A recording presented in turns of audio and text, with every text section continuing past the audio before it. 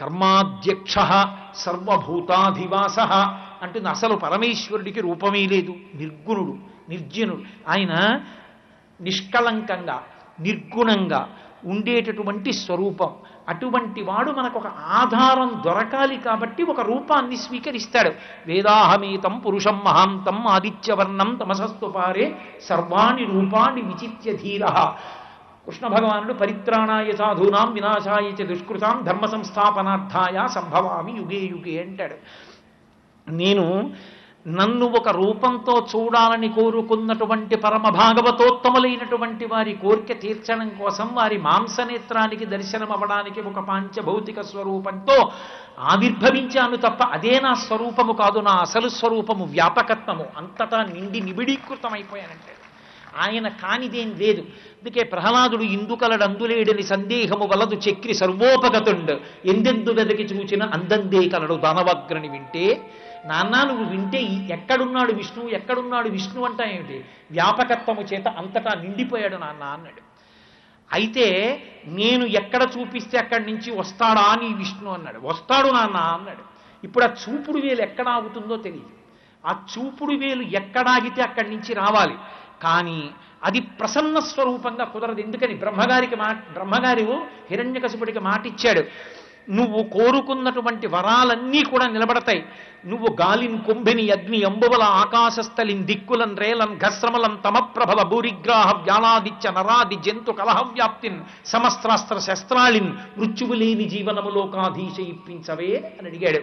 అగ్నిలో, నీటిలో, నేల మీద, పైన ఆకాశంలో, ఇంట్లో, బయట, అస్త్రం చేత, శస్త్రం చేత, ప్రాణమున్న దాంతో, ప్రాణం లేని దాంతో, మృగం చేత, నరుడి చేత, దేవత చేత, యక్షుడి చేత, గంధర్వుడి చేత, కిందిర కింపురుషుల చేత నేను మరణించకూడదు. తథాస్తు అన్నాడు బ్రహ్మగారు. అటు బ్రహ్మగారి మాట నిలబడాలి, ఇటు ప్రహ్లాదుడి మాట నిలబడాలి. అంతటా ఉన్నాడు, అంతటా ఉన్నాడు అంటున్నాడు ప్రహ్లాదుడు. ఎక్కడా లేడు లేడు అంటున్నాడు హిరణ్యకశిపుడు. అంతటా ఉన్నాడని నిరూపించడానికి ఎక్కడ వేలు పెడితే అక్కడి నుంచి బయటికి రావడానికి ఈ బ్రహ్మాండమంతా కలిపి ఒక నరసింహం అయిపోయింది ఆ రోజున. పోతన గారు అన్నారు మహానుభావుడు, హరి సర్వాకృతులను కలండనుచు ప్రహ్లాదుండు భాషింప ఎందును లేడు లేడనుచు దైత్యుండు తర్జింప శ్రీనరసింహాకృతి దల్చనచ్యుతుడు నానా జంగమ స్థావరోత్కర గర్భంబుల అన్ని దేశముల ఉద్దండ ప్రభావంబునన్. ఒక పెద్ద నారసింహమైంది బ్రహ్మాండం. స్తంభాన్ని చూపించాడు, అందులోంచి బయటికి వచ్చి హిరణ్యకశిపుణ్ణి సంహారం చేశాడు. అంతటా ఉన్నటువంటి పరమాత్మ ఒక సాకార రూపాన్ని దేనికి పొందుతాడంటే పరిత్రాణాయ సాధూనాం. ఉన్నాడని నమ్మినవాడు ఒక రూపంతో చూడాలని కోరుకున్న నాడు ఆయన కోసమని ఒక రూపంతో వస్తాడు. అది మొదటి ప్రతిజ్ఞ. అనుషంగికం వినాశాయ చ దుష్కృతాం. దుర్మార్గులైన వారిని శిక్షించడం రెండో పని. మొదటి పని అసలు ఆయనని విడిచిపెట్టి ఉండలేక ప్రేమించినటువంటి పరమ భాగవతోత్తములకి దర్శనమివ్వడమే మొట్టమొదటి కారణం. అలా రాగలిగినటువంటి వ్యాపకత్వం ఉన్నవాడు విష్ణుస్వరూపమైతే అదే వ్యాపకత్వంతో ఈ బ్రహ్మాండములన్నీ నిండిపోయినవాడు పరమేశ్వరుడు.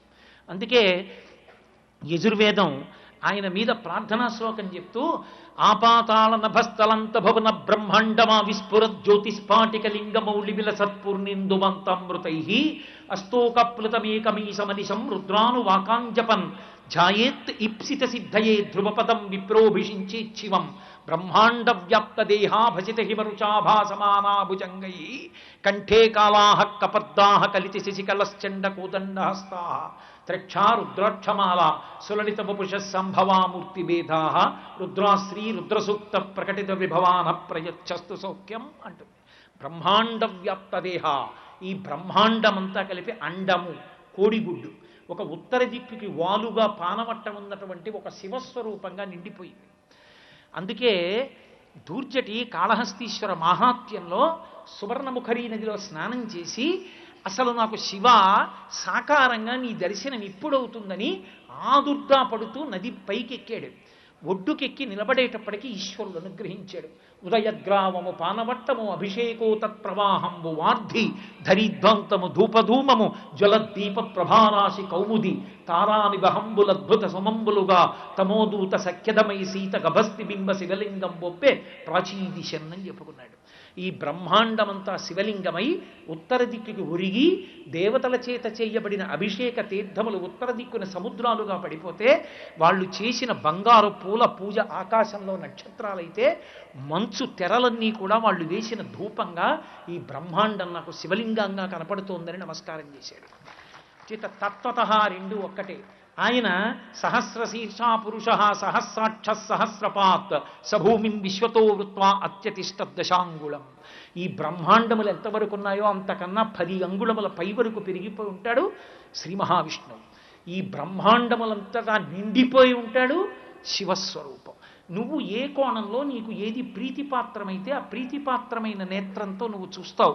కానీ తత్వత రెండిటికీ మధ్య ఉన్నటువంటి భేదం ఏమీ లేదు, ఉన్నదొక్కటే వస్తువు. ఇది నిర్ధారింపబడమే మార్గశీర్షము. ఉపాసనలో చిట్ట చివరికి వెళ్ళిపోయే ముందు నీకు ద్యోతకము కావలసినటువంటి సత్యము. అందుకే కార్తీకం తర్వాత వచ్చేది మార్గశీర్షము. ఉపాసనలో చివరికి వెళ్ళిపోయావని గుర్తు.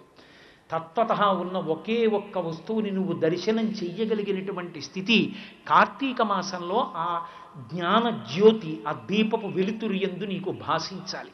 ఇక్కడే నీకు కనపడాలి ఆ కాంతి ఇక్కడ కనపడాలి. అటువంటి పరమాత్మ స్వరూపానికి శివలింగానికి అభిషేకాలు చేస్తారు. కార్తీక మాసంలో శ్రీమన్నారాయణుడికి తులసితో అర్చన చేయడం ఎంత గొప్ప విషయమో మీతో మనవి చేశాను. ఏకేన తులసి మాత్రదళేనాపి నరోత్తమ. ఒక్క తులసి దళం భక్తితో ఆయన పాదాల మీద వేస్తే చాలు, ఆయన పరవశించిపోతాడు. ఆ భక్తి ప్రధానం. ఎంత రొట్ట మీరు తీసుకొచ్చి ఆయన దగ్గర వెయ్యండి, ఆయన ఏమి దాని చేత ప్రీతి చెందడు, ఖిన్నుడవుతాడు. ఇవన్నీ నా సృష్టిలోవే కదరా, నేనే కదరా తులసి మొక్కని చేసిన వాడిని, తులసికి ఆ దళాలు వచ్చేట్టు చేసిన వాడిని. నువ్వు కొత్తగా నాకు తీసుకొచ్చి ఇచ్చేదేముంది? ఏమీ లేదు. నీ మనసుని నా దగ్గర పెట్టావా చెప్పు. వటుర్వా గేహీవా ఇతిరపి జటీవా తదితరో నరోవా యక్కశ్చిద్ భవతు భవకింతేన భవతి యదీయం హృత్పద్మం జని భవదధీనం పశుపతే హెత్తదీయస్తం శంభో భవతి భవభారంచ వాసి అంటారు శంకరాచార్యులు వారు శివానందలహరిలో. నువ్వు గృహస్థువా, బ్రహ్మచారివా, యతివా, సన్యాసివా, ఎవడికి కావాలండి? భవతు భవకింతేన భవతి. ఎవడికి కావాలరా ఇవన్నీ? ఈ ఆశ్రమాల గురించి నాకు చెప్పకు. నీ మనసన్న పద్మాన్ని భగవంతుని దగ్గర పెట్టావా చెప్పు. చెప్తే నీ వెంట ఆయన పడతాడంట. ఆ మనోపద్మను ఉంచడం నీకు వచ్చా? ఆ రావడం అనేటటువంటిది సాధ్యమైతే ఉపాసనలో అదే కార్తీక మాసం, అదే కార్తీక దీపం, అదే సిద్ధి. కాబట్టి శివాభిషేకము అన్న మాటకు అర్థం ఏమిటో తెలుసా? మనం కొత్తగా చేసేది కాదు. ఎప్పుడూ ఈ బ్రహ్మాండమంతా తడిసిపోతుంటుంది. పశ్చిమ దేశాల వాళ్ళు వెచ్చగా ఉండాలని కోరుకుంటారు, ఇక్కడ వాళ్ళు చల్లగా ఉండాలని కోరుకుంటారు. మనం ఆశీర్వచనం కూడా ఏం చేస్తామంటే మీ అమ్మ కడుపు చల్లగా ఉండాలంటారు. నువ్వు చల్లగా 10 కాలాల పాటు వర్ధిల్లాలంటాం, మనం చల్లగా ఉండాలంటాం. చల్లగా అన్న మాట ఎక్కడిదో తెలుసా? శివానుగ్రహానికి గుర్తు. పరమశివుడు ఎప్పుడూ చల్లగా ఉంటాడు. ఒక చోట శంకరాచార్యులు వారు దిప్పి పొడిచారు పరమశివుణ్ణి. ఏమయ్యా, మార్గశీర్ష మాసంలో ఆర్ద్రా నక్షత్రంలో తెల్లవారుజామున 3 గంటలకు అభిషేకం చేయించుకుంటావు, నీకేమైనా పిచ్చా అని అడిగారు. ఎందుకని? మౌళౌ గంగా శశాంకవు. తల మీదేమో గంగ ఉందా, ఆ పక్కన చంద్రరేఖ ఉందా, 2 చల్లతనమా? ఇది చాలదన్నట్టు పార్శ్వేవామి, ఆ ఎడం చేతి పక్కన భాగమంతానేమో హిమగిరి దుహిత మంగళాంగా దయార్ధ్ర, మంగళమైన అవయవములు కలిగి హిమవంతుని కుమార్తె కాబట్టి చల్లగా ఉండేటటువంటి తల్లి, పైగా దయార్ధ్ర, దయతో చల్లగా ఉన్న పార్వతీదేవి సగం చల్లగా ఉందా? ఇవి చాలవన్నట్టు పాములు ఆభరణాలు అవి చల్లగా ఉంటాయా? ఇవన్నీ సరిపోవన్నట్టు నీకు మార్గశీర్ష మాసం ఆర్ద్రా నక్షత్రంలో చిదంబరంలో తెల్లవారుధామన అభిషేకమా? ఏమిటయా నీకు చలిపిచ్చి అని అడిగారు. ఆయనకి చలిపిచ్చి కాదు, లోకాలు చల్లగా ఉండాలి అంటే నా వాళ్ళు, నా బంధువులు ఎక్కడున్న వాళ్ళు సంతోషంగా ఉండాలన్నా 2. శ్రీ మహావిష్ణువుకి 108 తులసిదళాలతో పూజ. 109 చేయకూడదా? అష్టోత్తర శతనామావళి అని అందరికీ 108. ఇంకా 107 ఎవరికి గుర్తు రాలేదా? 109 ఎవరికి గుర్తు రాలేదా? ఋషులకి 108 గుర్తొస్తాయేంటి? కాదు. సనాతన ధర్మమునందు అందరూ బాగుండాలని కోరుకుంటాం. లోకా సమస్తా సుఖినో భవంతు. ఏదో మా వాళ్లే బాగుండాలని చెప్పి కోరుకోం. అలా కోరుకున్నప్పుడు ఈ జగత్తులో ఏ ప్రాణి పుట్టినా, 27 నక్షత్రములలోనే పుట్టాలి. 27 నక్షత్రాలకి ఒక్కొక్క నక్షత్రానికి 4 పాదాలు. 27 × 4 108 కాబట్టి 108 నక్షత్ర పాదముల యందు పుట్టిన ఈ జగత్తంతా సంతోషంగా ఉండాలని 108 తులసిదళాలు 108 నామాలతో ఈశ్వరుడి పాదాల మీద. నీకు తృప్తి తీరకపోతే సహస్రం అనంతం కావలసినన్ని నామాలతో ఈశ్వరుణ్ణి కీర్తిస్తావు. అభిషేకం చేస్తే నా ఒక్కడి కోసం కాదు, జగత్తంతా చల్లగా ఉండాలి. ఆయనకి ఎప్పుడూ అభిషేకం జరుగుతూ ఉంటుంది. ఈ బ్రహ్మాండమంతా అండము అంటే గుడ్డు, గుడ్డు రూపంలో ఉంటే పైన చంద్రమౌళి చంద్ర బింబం ఉంటుంది. అందులోంచి ఎప్పుడు అమృతధారలు పడుతూ ఉంటాయి. ఆ అమృతధారల చేత ఆ శివలింగం తడిసిపోతూ ఉంటుంది.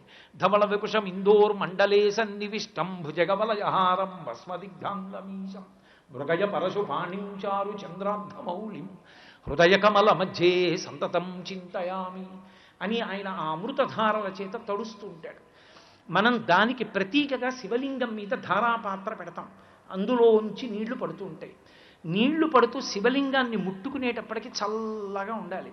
చల్లగా ఉంది అంటే లోకం అంతా చల్లగా ఉంటుంది. ఏమండి కొడుకు పుట్టలేదు, రుద్రాభిషేకం. కూతురికి పెళ్ళవలేదు, రుద్రాభిషేకం. ఏమంటే ఏమిటో ఇంట్లో దిగులుగా ఉంటుంది, రుద్రాభిషేకం చేయించుకోండి. అన్నిటికీ రుద్రాభిషేకమే. నీ మనసు ఎక్కడ వేడికి కోరికల చేత తాపాన్ని పొంది చల్లపడలేదో అది చల్లపడేటట్టు చెయ్యగలిగినటువంటి స్వరూపం పరమేశ్వరుడు. ఆయన చల్లబడితే నువ్వు చల్లబడతావు. అందుకే శివలింగానికి అభిషేకం చెయ్యండి అంటారు. అభిషేకం చెయ్యడం కన్నా గొప్పదేదో తెలుసా? అభిషేకాన్ని ధ్యానం చెయ్యడం, అది గొప్పది. అందుకే ధ్యాయేత్ ఈప్సిత సిద్ధయే, అది ధ్యానం చేసిన వాళ్ళకి కోరిక తీరుతుంది. ఎందుకు అభిషేకం చేస్తున్నావు అన్న దాని మీద నీకు ఒక ఆలోచన ఉండాలి. చంద్రబింబంలోంచి పడుతున్న అమృతధారలతో తడిసిపోయినటువంటి బ్రహ్మాండము శివలింగ స్వరూపమైతే, ఇదిగో ఇక్కడ ఉన్నటువంటి ఈ శివలింగము కూడా బ్రహ్మాండమునకంతటికీ గుర్తు. అది ఈ చేతిలో పట్టుకున్న పాత్రలోంచి పడుతున్నటువంటి ద్రవముల చేత తడిసిపోతోంది. అందుకే పంచామృతములు అంటారు. ఉన్నది ఒకటే అమృతం, 5 అమృతాలు ఉండవు. పంచామృతములు అంటే అవి మీకు 5 రకములైన అమృతత్వాన్ని ఇస్తాయి. అందుకని 5 రకములైనటువంటి విశేషమైన విభూతుల్ని కటాక్షిస్తాయి. కాబట్టి అంత శుద్ధిని కృప చేస్తాయి. కాబట్టి అవి పంచామృతములయ్యాయి. మీకు నేను ఒక ఉదాహరణ చెప్పాలంటే, ఆవు పాలు సమీకృత ఆహారం. పసిపిల్లలు పాలు తాగుతారు, తల్లి లేని వాళ్ళు పాలు తాగుతారు, క్రీడల్లో ఉన్నవాళ్ళు పాలు తాగుతారు, వృద్ధులు పాలు తాగుతారు, జ్వరం వచ్చిన వాళ్ళు పాలు తాగుతారు. పాలు సమీకృత ఆహారము. పాలకి పర్యాయపదం వేదాంతంలో జ్ఞానం. ఆ జ్ఞానము దేని వలన కలుగుతుంది? ఆ శుద్ధ సత్వ బుద్ధి దేని వలన కలుగుతుంది అంటే పరమేశ్వరుడికి చేసినటువంటి ఆవు పాల అభిషేకము చేత కలుగుతుంది. ఈశ్వర, ఈ ఆవు పాల అభిషేకాన్ని స్వీకరించి నాకు జ్ఞానమును కృప చెయ్యి అని అడగడానికి ఆవు పాలతో అభిషేకం. అలాగే స్వామికి పెరుగుతో, తేనెతో, పంచదారతో, ఆవు నీతితో అభిషేకం చేస్తారు. ఇవన్నీ చెయ్యడం వెనకాతల ఉన్నటువంటి తర్కం వేరు. ఆ శాస్త్రము నీకు తెలిసి ఉండాలి. ఎందుకు చేస్తున్నావో తెలియాలి. తేనె ఆపాత మధురం. ఎక్కడ తేనె పాత్రలోంచి అంచుమించి ఓ చుక్క తీసి నోట్లో వేసుకున్నా తీయగా ఉంటుంది. తీయగా ఉండేటటువంటి తేనె ఎటువంటిదో విషయముల యందు ఉండేటటువంటి అనురక్తి అటువంటిది. తేనె ఎక్కువ తాగితే మత్తెక్కిపోతుంది. అందుకే రామాయణంలో వానరములన్నీ కూడా తేనె తాగేస్తే గాయంతికి చిత్, ప్రణమంతికి చిత్, ప్రహసంతికి చిత్, విచరంతికి చిత్, ప్లవంతికి చిత్, ప్రళపంతికి చిత్ అంటారు మహర్షి. అవన్నీ నాట్యాలు చేస్తాయి, డబ్బులు వాయిస్తాయి, పాటలు పాడతాయి, గంతులు వేస్తాయి, అన్నీ చేస్తాయి. తేనె తాగితే ఉన్మత్తత కలుగుతుంది. అలా విషయాలను ఇంత అనుభవించినా తృప్తి కలగదు. విషయం అనుభవించి కోరిక తీరుతుందనుకోవడం నెయ్యి పోసి అగ్నిహోత్రాన్ని ఆర్పడం లాంటిది. ఈశ్వర, నాకు ఈ విషయముల యందు వైరాగ్యము కలగాలి. ఆ సుఖము ఒక సుఖమా అన్న భావన కలగాలి. అది వైరాగ్య సుఖం. ఆ సుఖము నాకు ఇప్పించు. ఎన్ని జన్మలు ఎత్తాను, ఇలా అనుభవిస్తూనే ఉన్నాను, ఇంకా ఎన్ని జన్మలు నేను ఈ విషయ సుఖాలు అనుభవిస్తూ ఇలా వెంపర్లాడను, వద్దు. కాబట్టి నన్ను అనుగ్రహించు. అబ్బా, ఎన్నాళ్ళు అనుభవిస్తాను, ఏముంది అందులో అన్న భావన కలిగేటట్టు చేసి నీ పాదముల యందు అనురక్తి కల్పించు. ఇది అడగడం తేనెతో అభిషేకం. పంచదార గరుగ్గా ఉంటుంది, తీయగా ఉంటుంది. ఎవడికి వాడికి ఏదో ఓ కారణం చూపించి నా అంత వాణ్ణి నేనని మురిసిపోతూ ఉంటాడు. నా అంత వాణ్ణి నేనని మురిసిపోయే అహంకారం ఎంత తీయగా ఉంటుందో ఎదుటివాడికి గరుగ్గా ఉంటుంది. ఏమిటిరా వీడి అస్తమానం వీడు స్తోత్రం చేసుకుంటాడనిపిస్తుంది. ఆ అహంకారం తీసేసి అవినయమపనయ విష్ణోహో అంటారు షట్పది స్తోత్రంలో శంకరాచార్యుల వారు. నాకు అవినయాన్ని తీసేసి నాకు వినయాన్ని కృపచేయి, నేను ఎంతటి వాణ్ణి అన్న భావన నాకు కృపచేయి.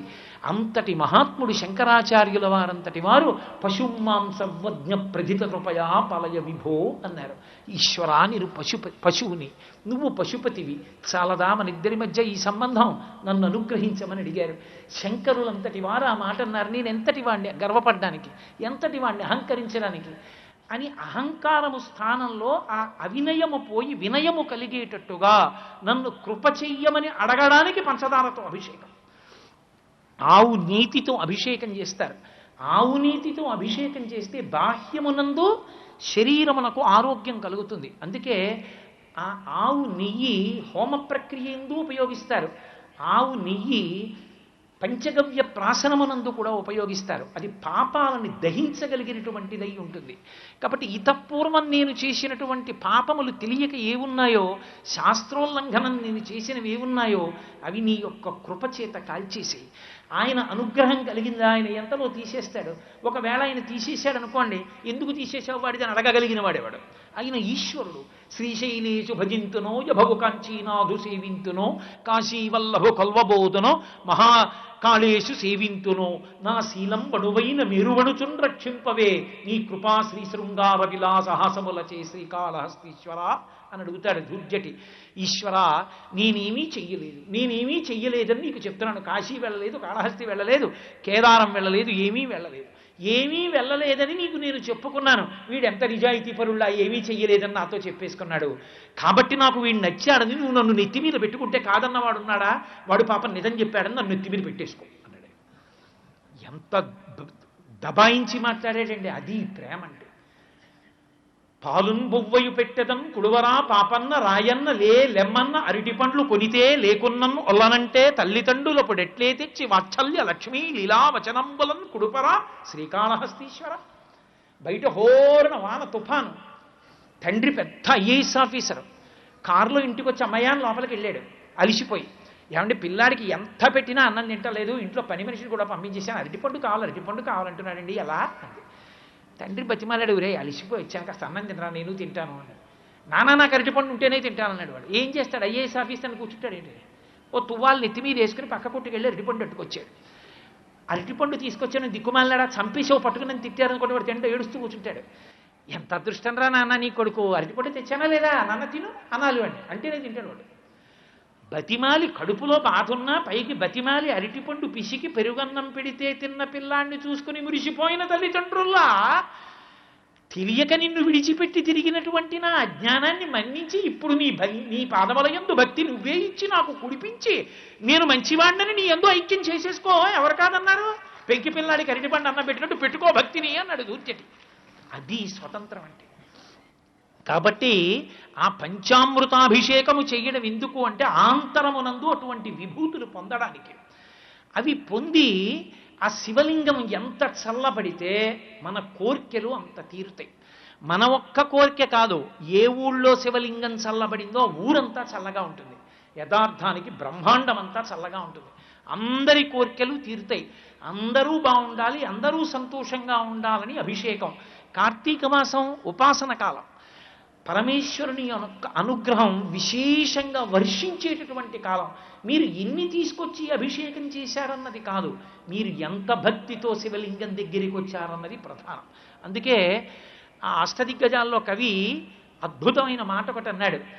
ఆ పరమశివుడి దగ్గరికి వెళ్ళిట పత్తిని సుమంత నెవ్వాడు పారవయించు శివుని శిరమున కాశీని నీళ్లు చల్లి. అభిషేకం అంటే ఏంటి, ఓ పాత్రతో పట్టుకుని నీళ్లు పొయ్యమని.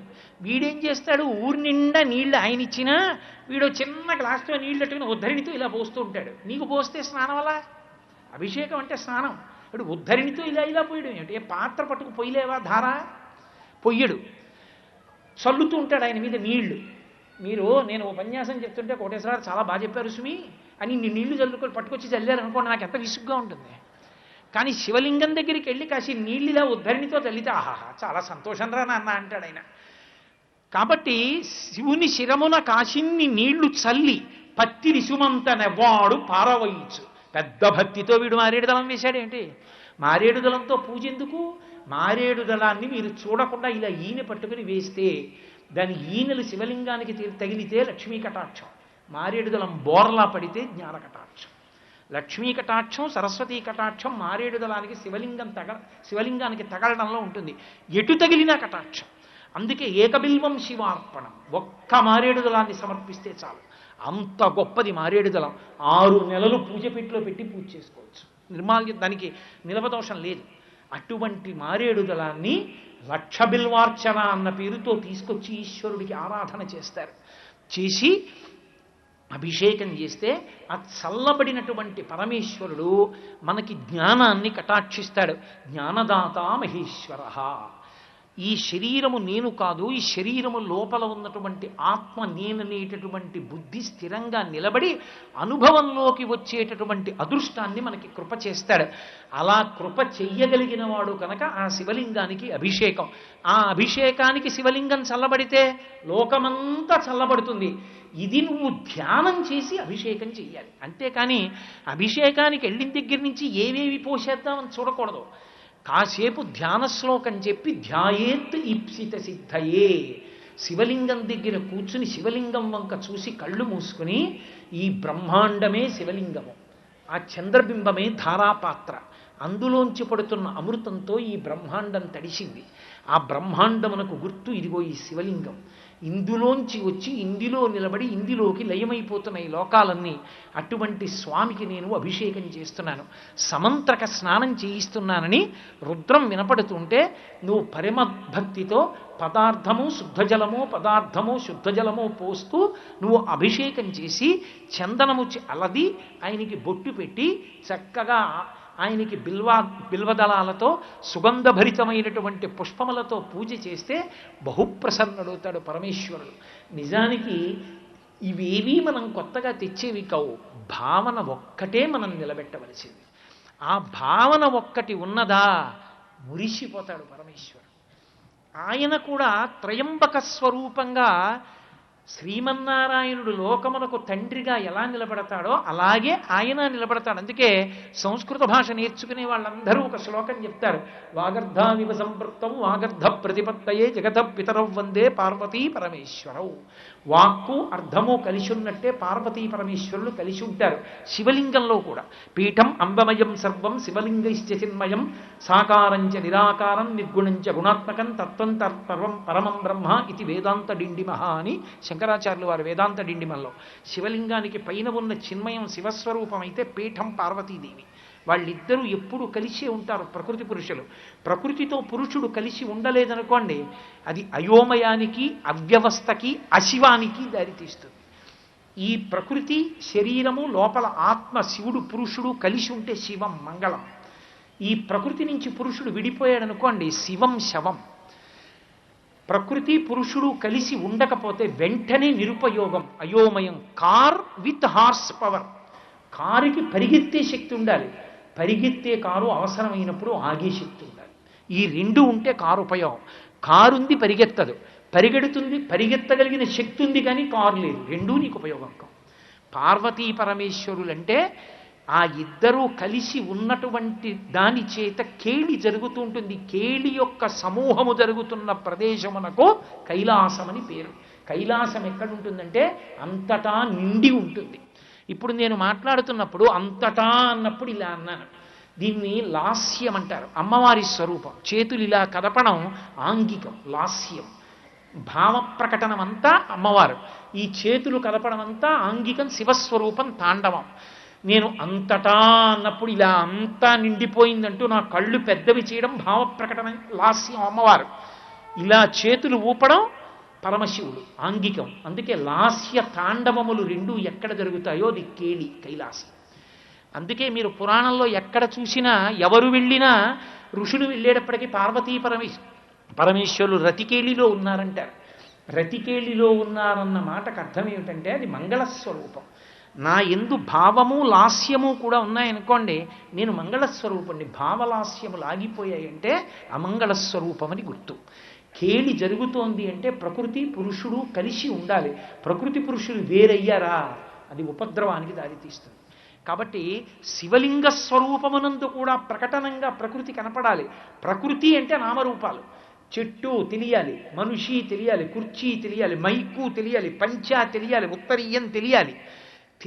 కాబట్టి ప్రకృతి స్వరూపిణి అయిన అమ్మవారు తెలిసేటట్టుగా మూర్తిగా ఉంటుంది. శివలింగం చిన్మయం, అది అరూపరూపి, కాళ్ళు చేతులు ఉండవు కానీ ఆకారం ఉన్నది. అటువంటి అరూపరూపి అయినటువంటి శివలింగం చిన్మయ స్వరూపంలో ఉంటుంది, ఆత్మ చైతన్య స్వరూపంగా. అటువంటి శివలింగం ఎంత తడిస్తే, ఎంత చల్లబడితే, ఎంత ఆరాధన చెయ్యబడితే లోకములన్నీ అంత చల్లబడతాయి. కార్తీక మాసం ఉపాసనా కాలం కాబట్టి ఇప్పుడు శివలింగాన్ని అభిషేకం చేస్తే ఒక గొప్ప తాపం తీరుతుంది. మనందరికీ లోపల ఒక వేడి ఉంటుంది. ఏమిటా వేడంటే శంకరాచార్యులు వారు శివానంద లహరిలో చెప్తారు, సంసార భ్రమణ పరితాపోపశమనం వసంతి మచ్చేతో హృదభువి శివానంద లహరి అంటారు. సంసార భ్రమణ పరితాపోపశమనం. ఇన్ని కోట్ల జన్మలిత్తాడు, ఇన్ని శరీరాల్లోకి వెళ్ళాడు.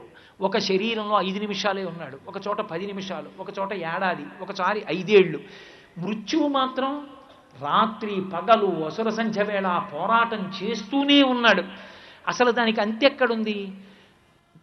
అలయక సొలయక వేసట నొలయక కరి మకరితోడ నుద్దండత రాత్రులు సంధ్యలు దివసంబులు సలిపెన్ పోరొక్క 1000 సంవత్సరములు. పెద్దవాడిని అయిపోయానండి, ఇంకేం ఆడతాను కబడ్డీ, ఎవరు అడగరు. పెద్దవాడిని అయిపోయాను, క్రికెట్ ఏం ఆడతానరా, ఎవరు అడగరు. తాతగారు చిన్నప్పుడు మీరు బాగా బౌలింగ్ చేసేవారట, ఒకప్పుడు, ఇప్పుడు ఏం చేస్తాను రా మోకాలు నొప్పి అంటాను. అయిపోతుంది. మృత్యు వచ్చి పోరాటం మొదలు పెడితే ఓపిక ఎక్కడుందే నీతో చేయడానికి ఇప్పుడు అంటే కుదరదు, చేయవలసిందే. నిలబడతానని వీడు, పడగొడతానని అది. ఎప్పుడు ఇద్దరి మధ్య పోరాటం. ఇప్పుడా ఇన్ని కోట్ల జన్మల నుంచో అలయక సొలయక వేసట నొలయక కరి మకరితోడ ఉద్దండత రాత్రులు సంధ్యలు దివసంబులు సలిపెన్ పోరొక్క 1000 సంవత్సరములు అనంతం. అందరూ నిద్రపోతుంటే ఇంటెన్సివ్ కేర్లో వీడు ఒక్కడే దడదడలు అడిపోతూ యుద్ధం చేశాడు. తెల్లవారగట్ట చేశాడు, రాత్రి చేశాడు, పగలు చేశాడు, ఎప్పుడో పడిపోయాడు. ఇన్ని జన్మలు ఎత్తావు, ఇన్ని జన్మల నుంచో అమ్మ కడుపులో పడుకోను, రుద్రభూమిలో కలిసిపోను. పునరపి జననం పునరపి మరణం పునరపి జననీ జఠరే శయనం ఇహ సంసారే బహుదుస్తారే కృపయా పారే పాహిమురారే. కాబట్టి ఈ సంసార భ్రమణ పరితాపోపశమనం వదిలిపోవాలంటే ఎన్నాళ్ళు చేస్తాను ఈ దిక్కుమాలిన ప్రయాణం. హైదరాబాద్ రావడం బాగానే ఉంటుంది, ఓ రోజు 2 రోజులు 3 రోజులు 4 రోజుల తర్వాత ఏమంటాను, ఎప్పుడు పోతాను కాకినాడ అంటాను. కాకినాడ పోయిన వాడిని ఏమంటాను, మళ్ళీ ఎప్పుడు ఏదో ఊరు వెళ్ళాలని డైరీ చూసి మళ్ళీ పెట్టేసేద్దాం ప్రారంభం. ఇక్కడ వదిలిపెడుతున్నాను, మళ్ళీ అక్కడ ప్రవేశిస్తున్నాను, అక్కడ వదిలిపెడుతున్నాను, ఇక్కడ ప్రవేశిస్తున్నాను. రవీంద్రనాథ్ ఠాగూర్ అంటాడు, మృత్యువు జననము ఈ రెండిటికి మధ్య ఉండే వ్యవధానం ఎటువంటిదో తెలుసా? తల్లి పిసపిల్లవాడికి పాలిచ్చేటప్పుడు తన ఒడిలో ఒక తొడ మీద పడుకోబెట్టుకుని తన కుడి స్తన్యాన్ని వాడి నోటిలో పెట్టి, కుడి స్తన్యంలో పాలు అయిపోతున్నాయి, వాడి ఆకలి తీరలేదని తెలుసుకున్న తల్లి ఆ పిల్లవాడిని కుడి తొడ మించి ఎత్తి ఎడం తొడ మీద పడుకోబెట్టుకుని ఎడమ స్తన్యాన్ని వాడి నోటిలో పెట్టేటప్పుడు మధ్యలో వచ్చినటువంటి వ్యవధానం ఎటువంటిదో, ఒక శరీరాన్ని వదిలి ఇంకో శరీరాన్ని పుచ్చుకునే మధ్యలో జనన మరణములకు ఉండే వ్యవధానం అటువంటిదో. ఇలా ఎన్నాళ్ళు తిరుగుతావు? ఎక్కడికి వెళ్ళినా సంసారమే. ఓ భార్య, పిల్లలు, ఓ పంది, దానికి ఆడపంది, ఇప్పుడు మనిషి, ఇప్పుడు ఓ భార్య, పిల్లలు. ఎన్నాళ్ళు ఈ దిక్కుమాలిన సంసారం? ఈశ్వర తిరగలేను, అబ్బా నీలో కలిపేసుకో, వద్దయా ఈ ప్రయాణం అని అనమే. అబ్బా చేయలేనండి ప్రయాణాలు, ఇంకా చేయను అంటున్నావు కదా. మరి అలాంటి ఆ ప్రయాణం ఆపమని అడగడమే. నీకు తాపం కలగట్లా? ఎన్నాళ్ళు తిరుగుతాను, నీకు లోపల వేడి పుట్టట్లా? ఆ వేడి నీకు పుడితే ఇక నువ్వు పుట్టవలసిన అవసరం లేకుండా చేయగలిగిన వాడు. ఎందుకని? జననమునకు కారణమైనటువంటి మన్మధుణ్ణి 3వ కంటి మంట చేత కాల్చినవాడు వాడే. మరణమునకు కారణమైనటువంటి యమధర్మరాజు గారి వక్షస్థలం మీద ఎడంకాలు పెట్టి తన్ని చంపినవాడు వాడే. ఇవి పరమశివుడివే అనుకుంటున్నారేమో, పార్వతీదేవి కూడా. ఎందుకంటే ఎడమకాలు అమ్మవారిది, వామార్థ భాగం. అయితే మరి పరమశివుడి ప్రమేయం లేదా అండి యమధర్మరాజు గారిని చంపడంలో అంటారేమో. కాలు కదిలిందంటే మనసు కదిలింది కదా ముందు. మనసు పార్వతీదేవిదా పరమేశ్వరుడిదా? ఇద్దరిదిని. అందుకని మనసు ఇద్దరిది కాబట్టి కాలు కదపడంలో ఆజ్ఞ ఇద్దరిది కాబట్టి ఇద్దరికీ సమానంగా చెందుతుంది. 3వ కన్ను ఒక్క పరమేశ్వరుడికే లేదు, పార్వతీదేవికి కూడా ఉంది. త్రయా హృత్వా వామమ్మ పరిపరితృప్తేన మనసా అని శంకరాచార్యులు వారి సౌందర్యలహరిలో చెప్తూ అమ్మవారికి పరమేశ్వరుడికి మూడవ కన్ను ఇద్దరికీ చెందినటువంటి ఆస్తి ఆ త్రిలోచనం. అందుకే కార్తీక మాసంలో వచ్చేటటువంటి తృతీయ నాడు త్రిలోచన గౌరీ వ్రతము అని ఒక వ్రతం. ఆ వ్రతంలో ప్రత్యేకంగా కొన్ని పువ్వులతో పూజ చేస్తారు అమ్మవారికి. కాబట్టి అటువంటి పరమశివుని యొక్క పాదములు పట్టుకుంటే, పరదేవత పాదములు పట్టుకుంటే మళ్ళీ పుట్టవలసిన అవసరం లేకుండా యమధర్మరాజు గారిని శాసించగలిగిన వాడు ఆయనే. మళ్ళీ పుట్టవలసిన అవసరం లేకుండా మన్మధుణ్ణి నిగ్రహించగలిగిన వాడు ఆయనే. కాబట్టి ఇక జనన మరణములు లేకుండా చేయగలిగినటువంటి మోక్షస్థితిని కల్పించగలిగినటువంటి పరమేశ్వరుని అనుగ్రహము చేత సంసార భ్రమణ పరితాపోప శమనమును పొందడానికి ఉపకరణమే పరమేశ్వర లింగాభిషేకం. ఆ అభిషేకము చేత బాహ్యమునందు ఐశ్వర్యమును పొందొచ్చు, లోకశాంతిని సాధించవచ్చు, ఆంతరమునందు ప్రశాంతంగా హాయిగా సంసార భ్రమణ పరితాపోపశమనము నుండి దూరమై జ్ఞానమును పొందడానికి కావలసినటువంటి అర్హతని సంపాదించుకోవచ్చు. ఇన్నిటికీ ఉపాసనా కాలం కాబట్టి ఇప్పుడు చేసినటువంటిది ఏదైనా కూడా ద్విగుణీకృతమైన ఫలితాన్ని ఇవ్వగలదు. కాబట్టి కార్తీక మాసంలో సమాన స్థాయిలో ఇటు పరమశివుడి పూజ, అటు శ్రీ మహావిష్ణువు యొక్క పూజ ఏ విధమైనటువంటి భేదం లేకుండా, ఏ విధమైన అరమరికలు లేకుండా ఒక్కటైనటువంటి భగవత్తత్వంగా మనసు లోపల భావన చేస్తూ చక్కగా ఆ శివకేశవుల స్వరూపంగా ఇద్దరినీ కూడా ఆరాధించేటటువంటి కాలం. ఇంత పరమ పవిత్రమైనటువంటి కార్తీక మాసంలో ఒక విశేషం, అపమృత్యు భయం లేకుండా చేసుకోవడం అన్నది ప్రధానం. మీకు నేను చెప్పా, కార్తీక మాస ప్రారంభమునకు ముందు ఆశ్వీజ మాసం చిట్ట చివర దీపావళి అమావాస్య నాడు అపమృత్యు దోషాన్ని తొలగించుకోవడానికి ఆ ఉత్తరేణి ఆ మట్టి పెళ్లతో ఉన్నదాన్ని తీసుకొచ్చి శీతలోష్ట సమాయుక్త సకంటక దళాన్విత హరపాపమపామార్గ భ్రామ్యమాణ పునఃపునః అంటూ దాన్ని తిప్పుకుంటారు, అపమృత్యు దోషం పోతుంది అని. ఆ అపమృత్యు దోషాన్ని పోగొట్టడానికి వీలైనటువంటి తిథులు కొన్ని నడుస్తాయి. చిత్రం ఏమిటంటే, ఏదో పెద్ద కష్టపడిపోయి ఉపాసన చెయ్యవలసిన అవసరం లేకుండా తప్పుకోవచ్చు. అత్యంత ప్రేమతో కూడిన మానవీయ సంబంధంతో. లోకంలో మధురాతి మధురమైన పిలుపు అన్నయ్య అన్న పిలుపు. అన్నయ్య అన్నయ్య అని చెల్లెలు పిలుస్తుంటే అసలు ఏ అన్నకైనా మనసు కరిగిపోతుంది. అసలు ఆ అన్నయ్య అన్న మాట ఎవరు కనిపెట్టారో కానీ ఆ అన్నయ్య అన్న పిలుపు పోతన గారికి ఎంత ఇష్టం. అమ్మా ఒకటి, అన్నయ్య ఒకటి.